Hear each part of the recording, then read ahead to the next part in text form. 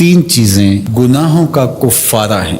فَإِسْبَاغُ الْوُضُوءِ فِي الصَّبَرَاتِ، جھاڑے میں ٹھنڈے موسم میں پورا وضو کرنا ہے، مکمل اہتمام کے ساتھ وضو کرنا موسم سرما میں، یہ گناہوں کو مٹا ڈالتا ہے۔ اور دوسری چیز ارشاد فرمائی وَإِنْتِظَارُ الصَّلَاةِ بَعْدَ الصَّلَاةِ، ایک نماز کے بعد دوسری نماز کا انتظار کرنے بیٹھ جانا، کہ عصر پڑھ لی اب مغرب پڑھ کے جائیں گے، مغرب پڑھی اب عشاء پڑھ کے جائیں گے، تو ایک نماز کے بعد دوسری نماز کا انتظار۔ حضرت عبداللہ ابن عباس رضی اللہ تعالیٰ عنہ فرماتے ہیں کہ حضور فرماتے ہیں کہ میں نے اپنے رب کی زیارت کی۔ حضرت عبداللہ ابن عباس فرماتے ہیں کہ میرا گمان ہے کہ یہ حضور کسی خواب کی کہانی سنا رہے ہیں۔ تو ارشاد فرمایا کہ جب میں نے اپنے رب کی زیارت کی تو میرے رب نے مجھے کہا کہ یہ فرشتے جو ملائے اعلیٰ میں بحث کر رہے ہیں یہ کس امر میں گفتگو کر رہے ہیں، فرشتے کسی معاملے میں تکرار کر رہے تھے، تو ان کی گفتگو کس عنوان سے ہے؟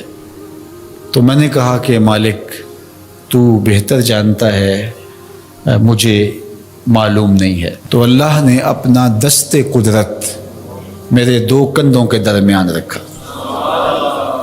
اور اس کی ٹھنڈک میں نے سینے میں محسوس کی۔ فَتَجَلَّ لِي كُلُّ شَيْءٍ وَعَرَفْتُ، ہر شے میرے سامنے روشن ہو گئی اور میں نے ہر شے کو دیکھ بھی لیا اور پہچان بھی لیا۔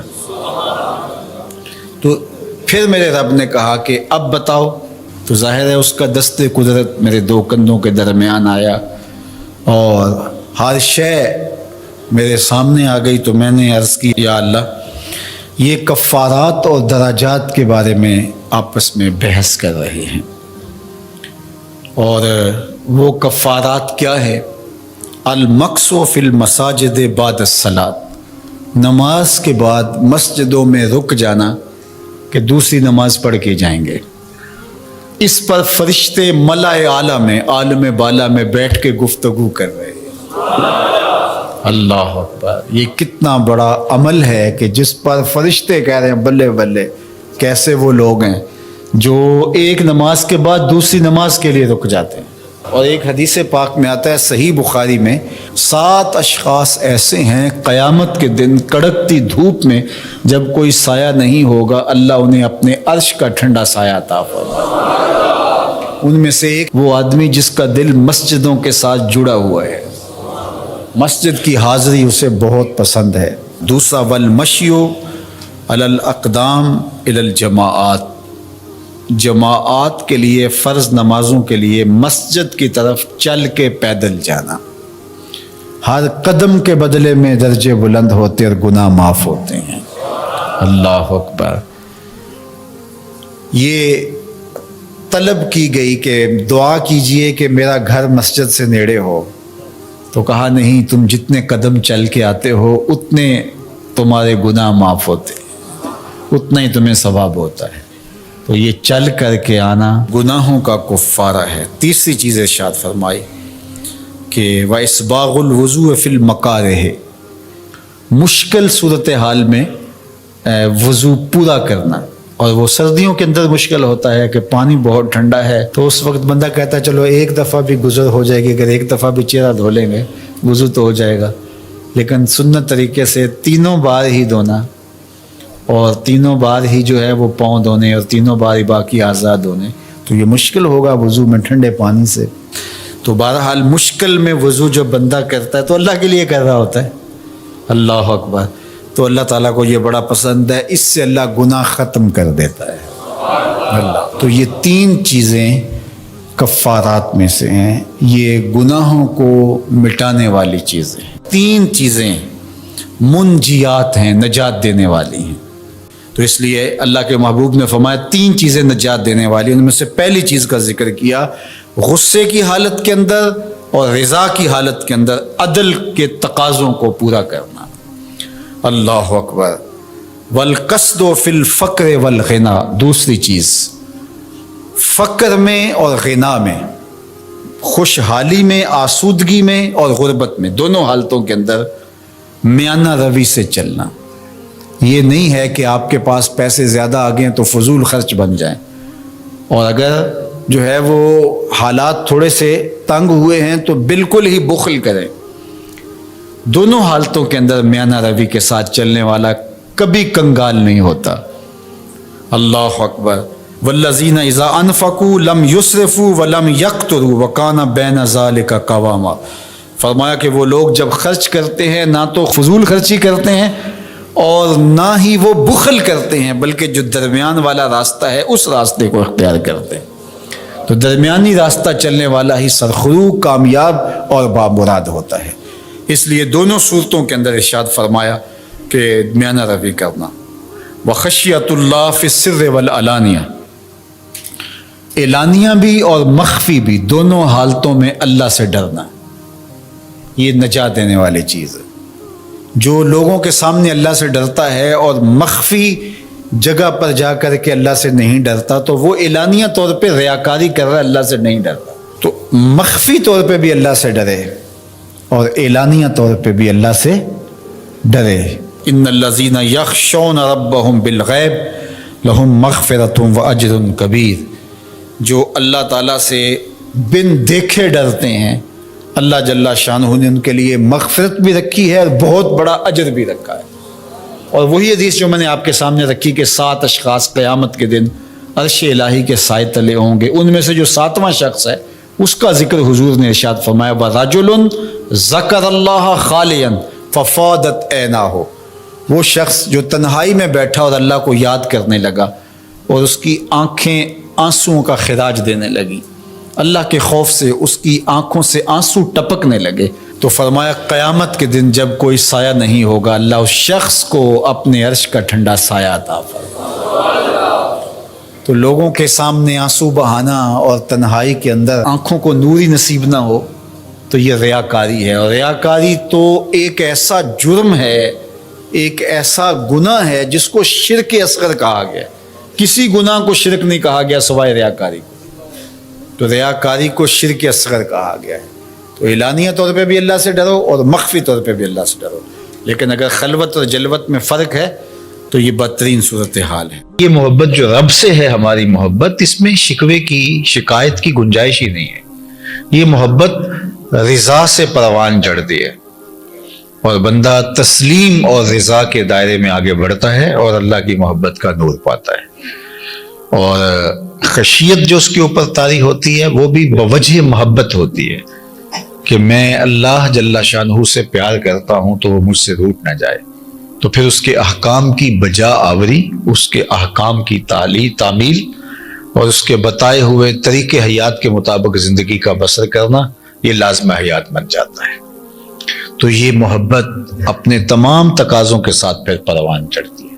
تو اللہ سے محبت یہ ہے کہ اس کے احکامات کو تسلیم کیا جائے اور ان پر عمل پیرا ہوا جائے، اور اس محبت کو اتنا خالص رہنا چاہیے کہ اس کے اندر کوئی ذاتی غرض کسی بھی صورت کے اندر جو ہے وہ شامل نہ ہونے پائے۔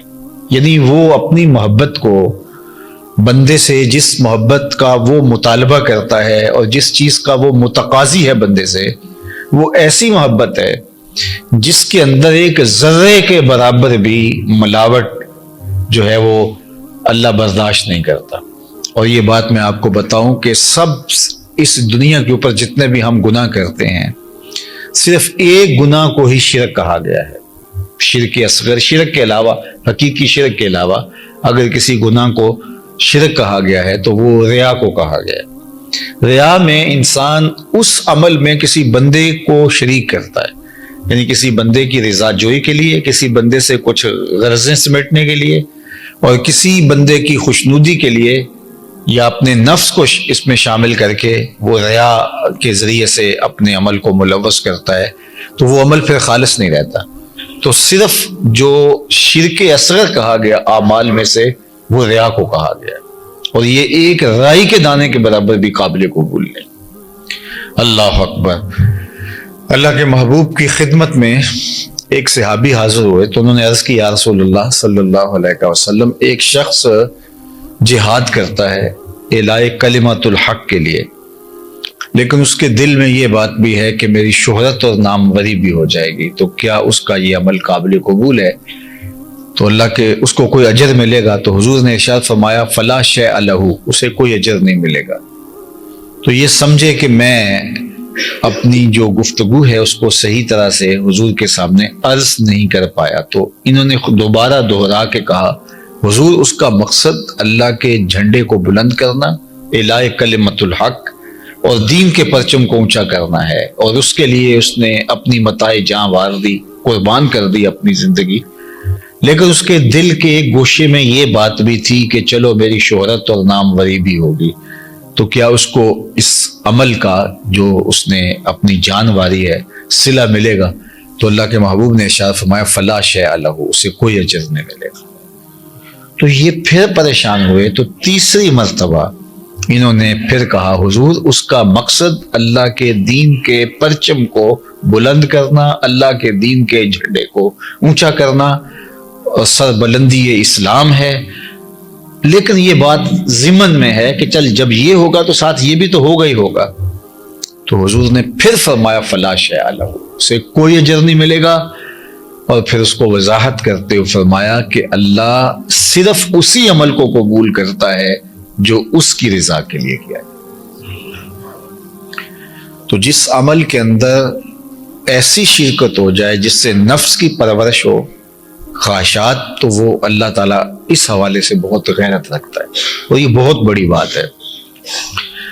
آپ بتائیے کہ سب سے برا عمل کیا ہے؟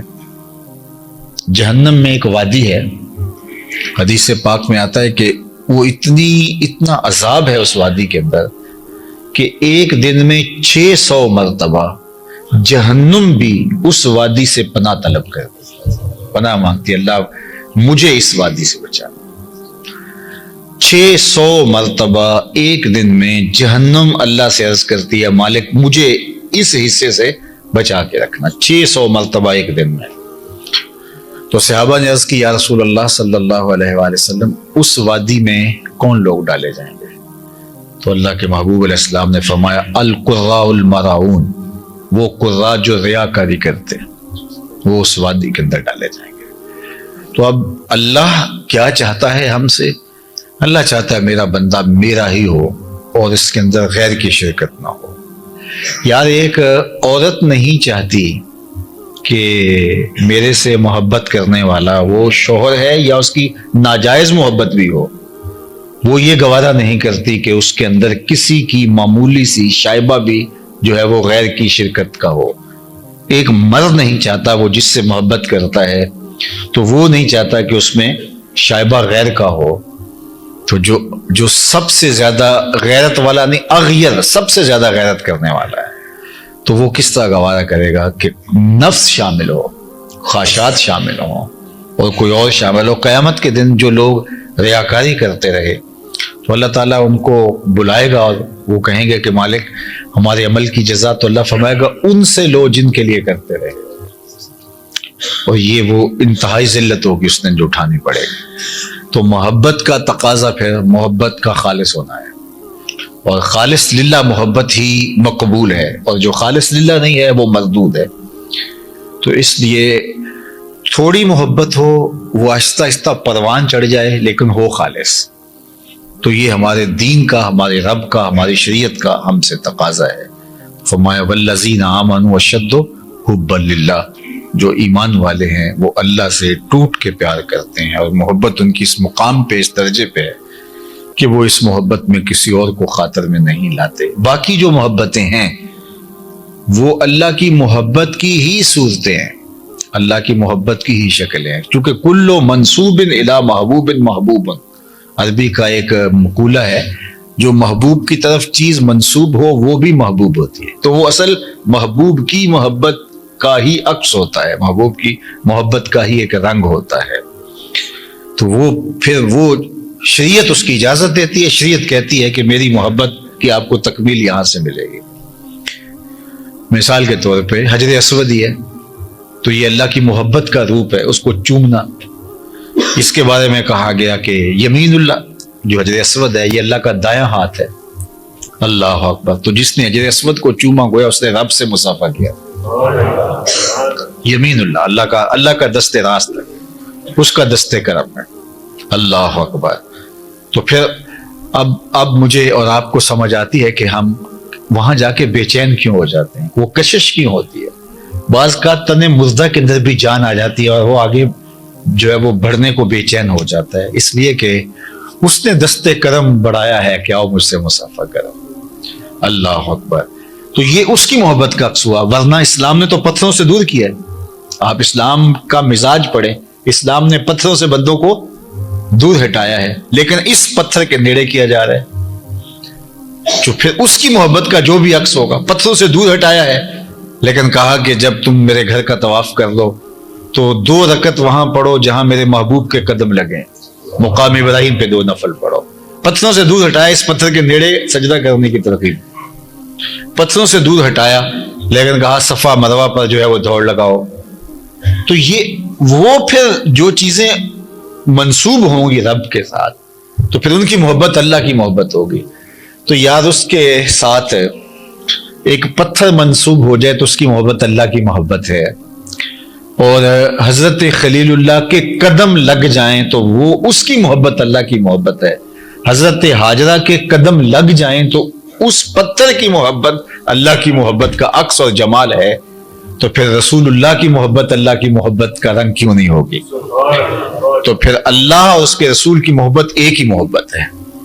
تو اللہ اور اس کے رسول سے محبت کرنے کی پھر ترغیب ہمیں شریعت میں جو ہے وہ ملتی ہے، تو پھر اللہ اور اس کے رسول سے شدید محبت یہ تقاضا ایمان ہے، اور اللہ ہم سے چاہتا ہے کہ ہم اس سے بھی پیار کریں، اس کے محبوب سے بھی پیار کریں، اور اس کے محبوبوں سے بھی پیار کریں۔